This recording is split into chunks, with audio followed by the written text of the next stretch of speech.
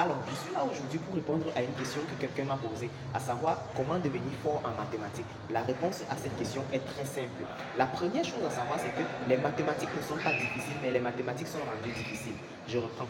Les mathématiques ne sont pas difficiles, mais les mathématiques sont rendues difficiles. Tout dépend de l'angle sous lequel vous voyez la chose. Est-ce que vous voyez la chose comme étant difficile, alors tel sera le cas pour vous, mais vous, si vous la voyez comme étant accessible, tel sera également le cas pour vous. La deuxième chose à savoir si vous voulez devenir performant en mathématiques, c'est de savoir que la mathématique n'a pas été créée par votre grand-mère. En d'autres termes, ce n'est pas un héritage familial de chez vous. Ça veut dire que si vous voulez devenir performant en mathématiques, vous devez respecter les règles et les normes établies par les mathématiques. Si ça ne vous arrange pas, vous allez d'abord vous conformer et devenir fort. Et lorsque votre parole pourra porter dans le monde des mathématiques, vous allez changer ces règles. Par exemple, la mathématique est très exigeante sur la façon de rédiger.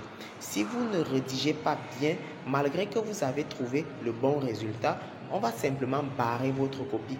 Pourquoi? Parce qu'il y a une différence entre être fort en mathématiques et être fort en calcul. Quelqu'un qui est fort en calcul, ça ne signifie pas qu'il est fort en mathématiques. Or, en mathématiques, ce n'est pas le résultat définitif qui nous intéresse, mais c'est le cheminement que vous avez pris pour arriver à ce résultat.